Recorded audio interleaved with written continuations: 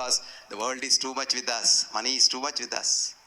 This is what our friend William Wordsworth wrote after the Industrial Revolution. The world is too much with us, late and soon. Getting and spending, we seem to have lost our powers. Little do we see in nature that is ours. We have sold our soul, a sordid boon. Friends, don't sell your soul to the devil. Who is the soul? Now we know where the soul is. Here is this quantum physicist who is an astrophysicist. His name is Robert Lanza. And Lanza has found that the soul leaving the body. How many of you have read that beautiful book called H.W. Wells written a book called Holes in the Wall? If you have not read it. H.W. Wells, the fascinating book called Holes in the Wall. Or a book called Bridge on San Luis Rey. Bridge on San Luis Rey. It's a 1927 Penguin classic written by a man called Thornton Wilder, an American writer, and in which he says how there are two worlds, the world of the living and the world of the dead, connected by a bridge of human love. Now, multiverse is a theory of Lanza, multi-universes, and our Sanatana Dharma, especially the Upanishads, talk about multiple universes, and so beautifully.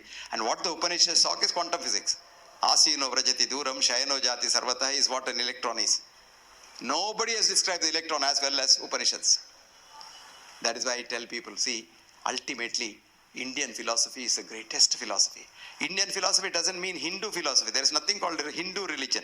It's Sanatana Dharma, ageless religion. And all people can, a Muslim can have Sanatana Dharma, a Christian can have Sanatana Dharma, because Sanatana Dharma does not belong to any God, because Vedas don't proclaim God at all. If you see Om Bhurbuha Swaha Suryaya Namaha, Surya is a Shakti. Om Bhurbuha Swaha Agniya Namaha. Om Bhurbuha Swaha Vayuve Namaha. What is Vayu? Vayu is the lightning. Why do I do that? Prajapate Namaha. Ultimately I am doing it because I can't see that Shakti called God, so I am propitiating what he has created. What is wrong in it? That's the beauty of it. And that is what is important at the end of the day. And whether it's you're a doctor or anybody, you have the old Indian Sanatana Dharma which says, do you know what it says? It's all condensed in the Mahabharata. The Mahabharata is an epic, India's epic, which is unrivaled by anything. Odyssey, Homer, this, that, nothing. And in Mahabharata, Rajagopalacharya writes a beautiful commentary on the Mahabharata. Rajagopalacharya writes, I wrote, what is not in it is nowhere. See, what is not in it is nowhere. One sentence, that's all. That means Mahabharata has everything. It has passion, it has jealousy, it has hatred. It's, after all, what is Mahabharata, what is Odyssey, what is Iliad? All for a woman, you fight a war. But look at the Indian culture. That girl runs away with the enemy in Iliad, Homer's. But here, Sita comes back to her husband, Parvati comes back to her husband. That's the difference. So somebody said, a friend of mine used to say, Doctor, why read whole of Mahabharata? Just read two sentences, two words. What are they? Dharma kshetre, kuru kshetre. Now, cut it. Dharma plus kshetra, kuru plus kshetra. Rewrite it. Kshetre, kshetre, dharmam kuruhu. In every walk of life, do your dharma. Dharma is not religion. Dharma is your obligation to society. And if you did that, you will all be healthy. Poonam said it's time up. Okay? Katam, she says. Do you know, when Thomas Jefferson became the president of the United States of America, he was known for long-winded speeches. His uncle called him, and Thomas, you become the president now. Take note. Stand up, speak up, and shut up. So I stood up. I thought I spoke up, and now I shall shut up. Because one of the people who talked here, I don't know who, said, while sound is good, silence is golden. It's in silence. See, when you say Om,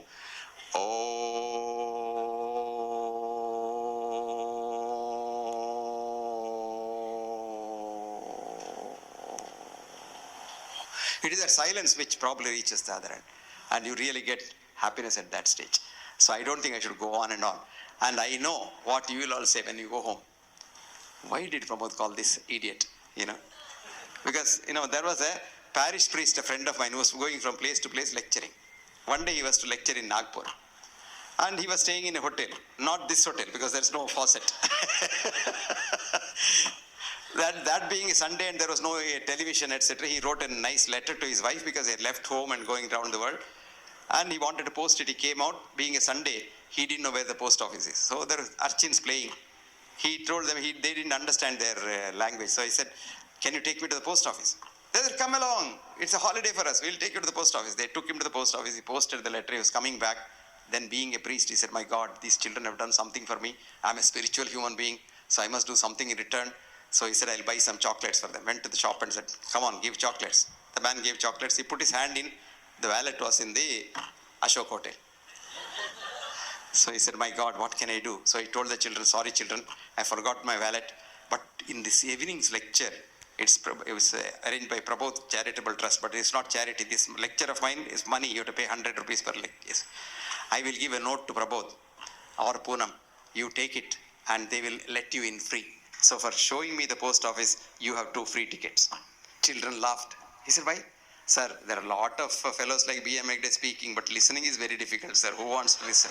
We have better things to do in the evening on a Sunday. But he said, no, I am talking on a very important thing because I am a priest. I am talking about spirituality. I am talking about God. I am talking about way to heaven.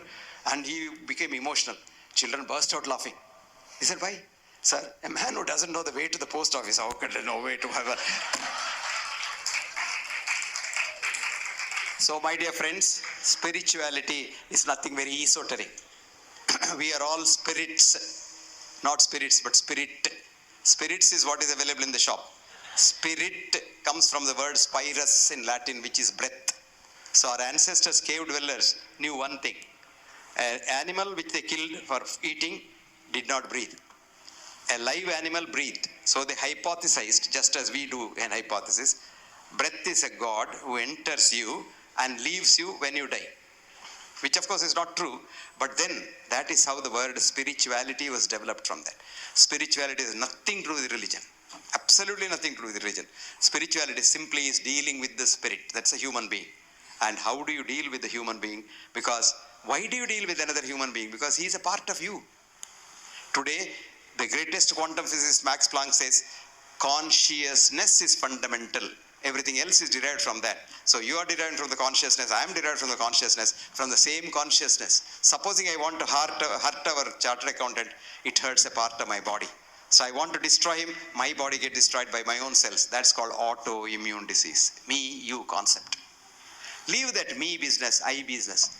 Make it we business. And the day you leave the I and you become a we, you are fine. A Shishya went to a guru. He said, sir, I have come here. I want peace. I want peace. He was fighting. The guru said, say that again.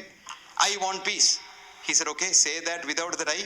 Want peace, want peace. Now without the want, peace. See, there is peace. What is preventing peace? Want and then I. So let us leave I and want and live in this world as we. Thank you very much.